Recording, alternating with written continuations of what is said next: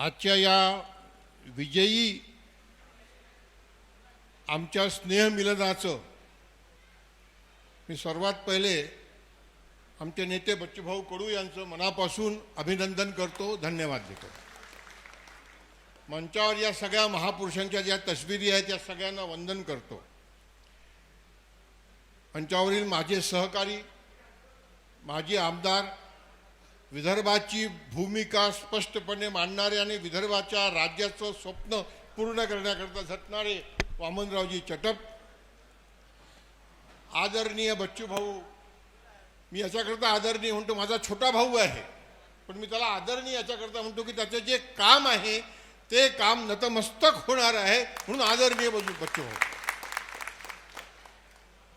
मंचावरील सगळे मान्यवर मंडळी, तुम्ही सगळे माझे भाऊ बहीण, तरुण कार्यकर्ते, वरिष्ठ माझे साथी, सगळ्यांना माझा जय जवान जय किसान। आपल्या माहिती करता सांगतो की बच्चू भाऊंचा माझा संबंध हा फार जुना आहे। अनेकांना माहिती नसेल की 1972 मध्ये विदर्भात कापूस एकाधिकार योजना सुरू झाली, कापूस उत्पादक संघ सुरू झाला। तिथून बच्चू भाऊंचे मोठे भाऊ विजय कडू हे आमच्या सोबत होते। त्याच्यानंतर 1980 नंतर शेतकरी संघटनेचं जे मंत्रलेले दिवस सुरू झालेत त्यात विजय भाऊ कडू या अमरावती जिल्ह्याचे प्रमुख होते। मी 1980 ते 1990 हे शेतकरी आंदोलनाला मंत्रलेले दिवस म्हणतो। हा जो लाल बिल्ला आहे ना छातीवर, आता जे आमच्या कवींनी सांगितलं की रक्ताची माती नाही झाली पाहिजे, हा लाल बिल्ला त्या शेतकऱ्यांच्या स्मृतीमध्ये आहे की ज्या शेतकऱ्यांनी शेतकरी संघटनेच्या आंदोलनात आपल्या जीवाची आहुती दिली, त्यांच्या त्या रक्ताचं प्रतीक म्हणून हा बिल्ला आहे। आणि त्यांच्या रक्ताच्या आहुतीच्या थेंबा थेंबाची किंमत या व्यवस्थेकडनं वसूल केल्याशिवाय स्वस्थ बसणार नाही, म्हणून हा लाल बिल्ला आजही माझ्या छातीवर आहे। भावांनो, अत्यंत कठीण समयात आपण जातो आहोत। 2 लाखाची कर्जमाफी झाली, पण आम्हाला माफी नको आहे। आम्हाला कर्ज परत करण्याची ताकद हवी आहे। आणि ही कर्ज परत करण्याची ताकद कशी येणार आहे? ती शेतीमालाच्या भावात येणार आहे। आमचे आजचे प्रधानमंत्री नरेंद्र मोदी साहेब प्रधानमंत्री होण्यापूर्वी पूर्ण देशात भाषण करताना काय म्हणायचे? मनमोहन सिंह सरकार की नीति मर जवान मर किसान है। हम सत्ता में आएंगे तो किसानों को स्वामीनाथन आयोग के हिसाब से पूरे खर्चे पर 50% मुनाफा जोड़कर हम दाम देंगे। फिर किसान क्यों आत्महत्या करेगा? और लोग म्हणायचे नहीं करेगा नहीं करेगा। मग आमचे प्रधानमंत्री मोदी साहेब सुद्धा हे मान्य करतात ना की शेतकऱ्यांना नफेशीर किंमत मिळाल्याशिवाय शेतकरी कर्ज परत करू शकत नाही। मग आज तो 12 वर्ष झालेत ते प्रधानमंत्री आहेत। त्यांनी 50% नफा जोडून स्वामीनाथन आयोगाप्रमाणे MSP जाहीर केलेली नाही, ती बदमाशी केली आणि A2FL वर जाहीर केली। पण भाऊसाहेब, माझ्या भावांनो बहिणींनो, तुम्ही सांगा की जी काही MSP जाहीर केलेली आहे ती MSP मिळते आहे का बाजारात? सांगा ना, मिळते आहे का? जोराने बोला ना, मिळते आहे का? कापसाची MSP आहे 8,100 रुपये, मिळते आहे का? सोयाबीनची MSP आहे 5,300 रुपये, मिळते आहे का? हरभऱ्याची MSP आहे 5,800 रुपये, मिळते आहे का? मक्याची MSP आहे 2400 रुपये, मिळते आहे का? ज्वारीची MSP आहे 3200 रुपये, मिळते आहे का? मग काय? राम जन्मभूमी अयोध्या, अरे रामनवमी झाली, रामराज्याचं काय म्हणणं होतं? रघुकुल रीत सदा चली आई, प्राण जाई पर वचन न जाई. मोदीजी, तुम्ही स्वतःला राम भक्त म्हणता आणि मग या वचनाला का जागत नाही? कारण काय हे समजून घ्यावं लागेल. मी बच्चू भाऊंना याच्याकरता मानतो की बच्चू भाऊंनी ही विनंती मान्य केली की MSPच्या आंदोलनाशिवाय आणि MSP मिळाल्याशिवाय महाराष्ट्राच्या विदर्भाच्याच नाही तर देशाच्या शेतकऱ्यांचं भलं होऊ शकत नाही. भाऊसाहेब 90-91 मध्ये नवीन आर्थिक धोरण आलं, ज्याचा उल्लेख जानकर साहेब इथे करून गेलेत. त्या नवीन आर्थिक धोरणामध्ये आम्हाला स्वप्न दाखवलं होतं विश्व व्यापार संघटनेचं की या संघटनेच्या नियमाप्रमाणे श्रीमंत देशातल्या शेतकऱ्यांच्या सबसिडी कमी होतील, त्यांचा उत्पादन खर्च वाढेल, जगात भाव वाढतील, गरीब देशाच्या शेतकऱ्यांच्या सबसिडी वाढतील, आपला उत्पादन खर्च कमी होईल, आपण जगात निर्यात करू आणि चांगले भाव मिळवून घेऊ. 86 पासून 90 पासून 2026 पर्यंत काय झालं हो? त्यांच्या सबसिडी कमी झाल्या नाहीत, जगातले भाव पडले त्यांच्या सबसिडीमुळे. आम्हाला सबसिडी वाढून मिळाली नाही, आमचा उत्पादन खर्च वाढत गेला, बाजारात भाव पडले, कर्जबाजारीपणा वाढत गेला. भारतात 97 नंतर शेतकऱ्यांच्या आत्महत्या सुरू झाल्या. हे सगळं समजून घ्यावं लागेल, हे सगळं समजून सांगावं लागेल गावात जाऊन की काय चाललेलं आहे हे. आणि आता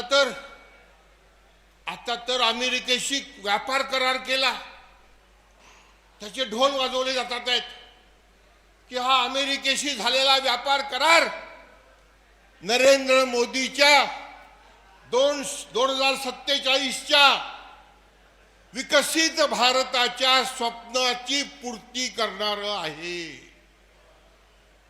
विचार करा हो, 2047ला विकसित भारत.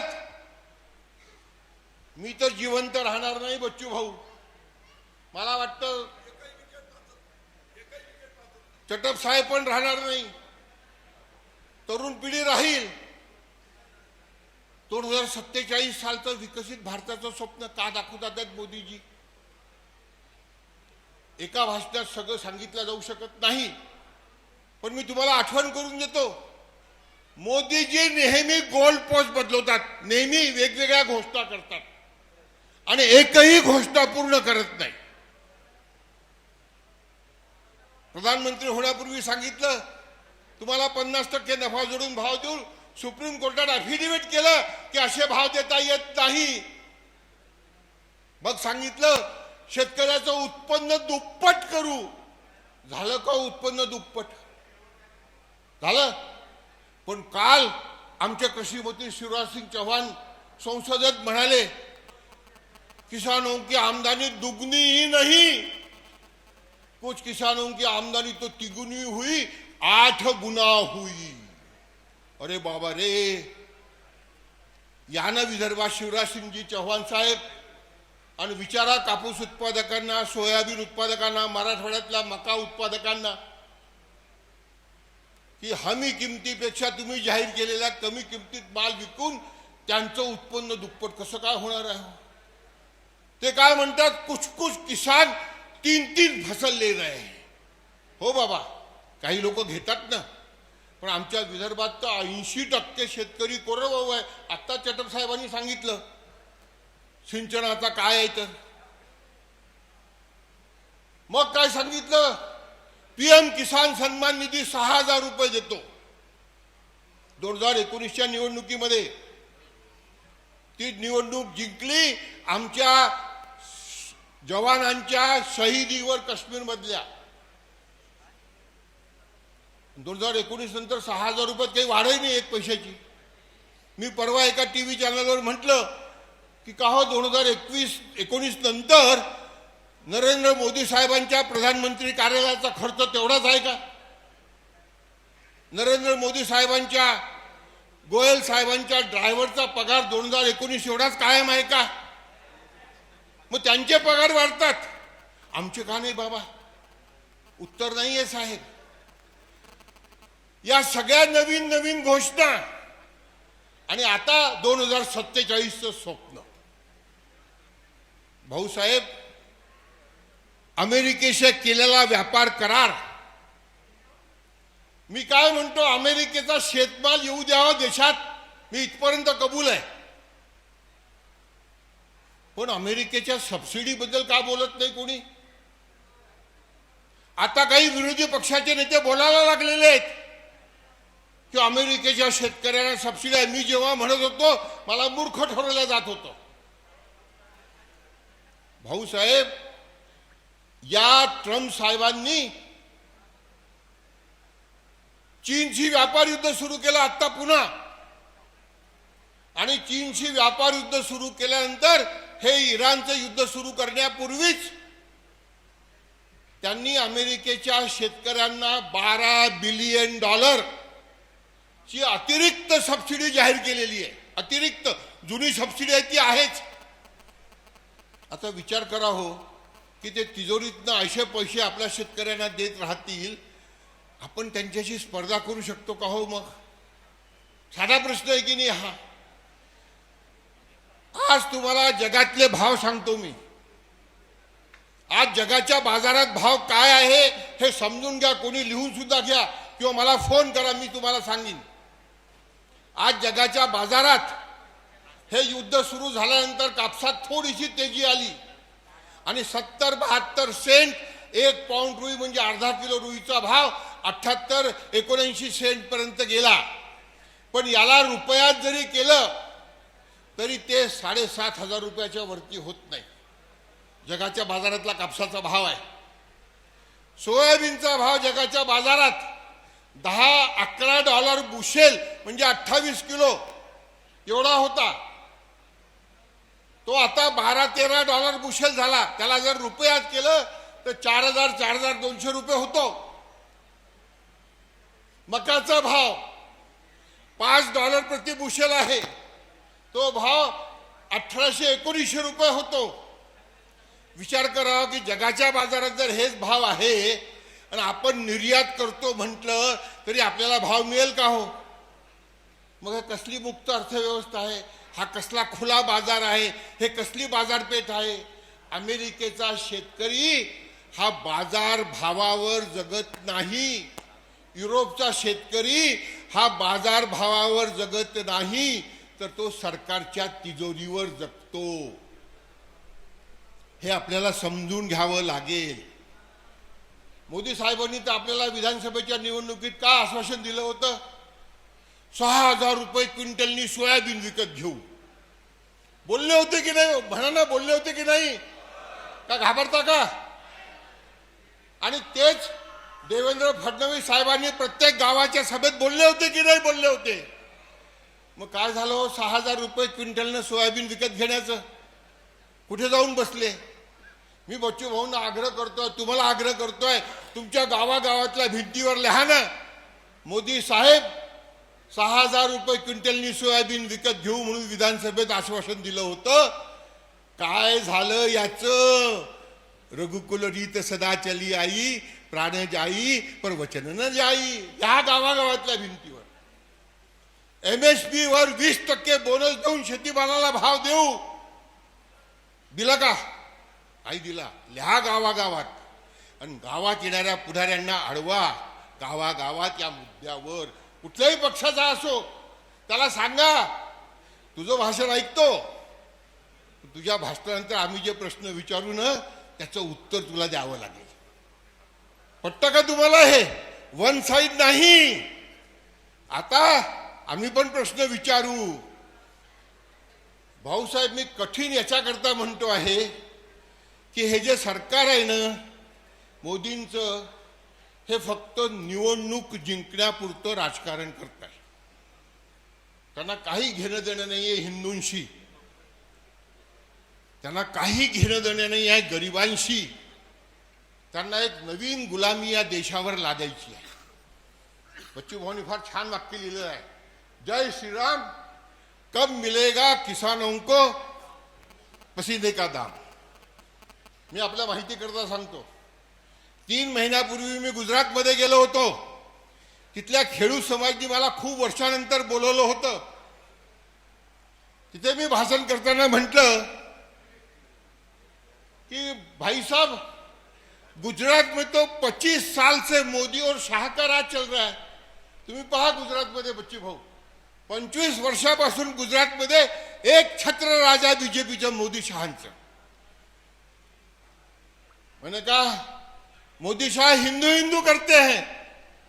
मेरा सीधा सवाल है बड़े विनम्रता से मोदी जी को और शाह साहब को कि गुजरात के हिंदू खेत मजदूर की मजदूरी ये 25 साल में कितनी बढ़ाई है, इतना तो हमको बताइए. काही चुकलं का हो? सांगा, चुकलं का? कारण मजुरी वाढली तर तो हिशेबात घेऊन शेतीमालाचा भाव वाढवावा लागेल, तो भाव द्यावा लागेल. भाऊसाहेब, तिथल्या एका वर्तमानपत्रानं माझं हे वाक्य हेडलाईन देऊन छापलं. मी त्याला सलाम केला. मी अजून एक वाक्य बोललो. मैंने कहा मेरे को बड़ा आश्चर्य होता है, इतना झूठा बोलने वाला व्यक्ति इतना लोकप्रिय कैसा होता है. हे गुजरातमध्ये बोलून आलो मी. भाऊसाहेब, आम्हाला लवकुश व्हावं लागेल. ज्याप्रमाणे लवकुशांनी रामाचा सोडलेला घोडा अडवला होता ना, तसे हे नरेंद्र मोदी साहेबांचे गावागावात येणारे गधे आम्हाला गावात अडवावे लागतील. भाऊसाहेब, तुम्हाला कालची गोष्ट सांगतो. छटप साहेब इथे आहेत. विदर्भ आणि पश्चिम महाराष्ट्र, मला वाद नाही घालायचा, पण सतत सावत्रपणाची वागणूक होते आहे बच्चू भाऊ. आणि कालचं एक उदाहरण सांगून ते स्पष्ट करतो. काल एक बातमी आहे, आमचे मुख्यमंत्री देवेंद्र फडणवीस साहेब साखर महासंघाचे अध्यक्ष हर्षवर्धन पाटील यांना घेऊन दिल्लीला जाणार आहे. कशा करता? तर साखरेची एमएसपी म्हणजे काय? Minimum selling price. म्हणजे कुठल्याही साखर कारखान्यानं याच्या कमी किमतीत साखर विकायची नाही असं बंधन आहे. 31 रुपये ती 42 रुपये करायची मागणी करणार आहे. म्हणजे 30% वाढवण्याची मागणी. ती जर 42 रुपये झाली तर तुम्हाला आम्हाला 50 रुपये किलो साखर घेऊन खावी लागेल. माझा विरोध नाही ऊस उत्पादकांना भाव मिळणार असेल तर. पण का हो भाऊ, साखरेकरता तुम्ही ही मागणी करू शकता फडणवीस साहेब. मग हीच मागणी कापसाकरता सोयाबीन करता का नाही? दुसरी मागणी आहे 60% इथेनॉल साखरेपासून ऊसापासून झाला पाहिजे. मग मका उत्पादक शेतकऱ्यांनी काय करायचं? आत्महत्या करायची. तिसरी मागणी आहे 500 रुपये क्विंटल, प्रति क्विंटल साखरेला सबसिडी मिळाली पाहिजे, म्हणजे 500 रुपये टन. मग कापूस उत्पादकांना का नाही? सोयाबीन उत्पादकांना का नाही? भावांनो, अशा खूप गोष्टी सांगता येतील. याच्यावर आपल्याला फार विचार विनिमय करून शिकून, बाबासाहेब आंबेडकरांनी असं म्हटलं होतं की शिका, संघटित व्हा आणि संघर्ष करा. ज्योतिबा फुल्यांनी म्हटलं होतं विद्येविना मती गेली, मतीविना नीती गेली, नीतीविना गती गेली, गतीविना वित्त खचले, वित्तविना शूद्र खचले, इतके अनर्थ एका अविद्येने झाले. चौधरी चरण सिंगांनी म्हटलं होतं, एक किसान तू तेरी एक नजर हाल पर रख और दूसरी नजर दिल्ली पर रख. आज चौधरी चरण सिंग जिवंत असते तर ते म्हणाले असते की एक किसान तू तेरी एक नजर हाल पर रख और दूसरी नजर अमेरिका की राजधानी वॉशिंगटन और विश्व व्यापार संघटना की राजधानी जिनेवा पर रख.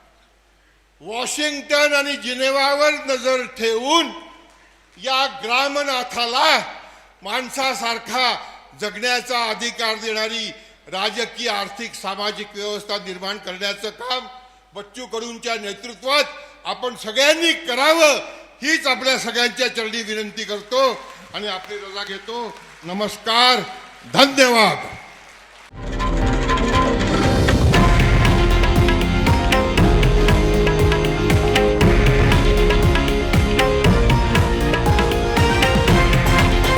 हे आहे देशातील नंबर 1 न्यूज नेटवर्क आणि आपण पाहत आहात TV9 मराठी, एकमेव.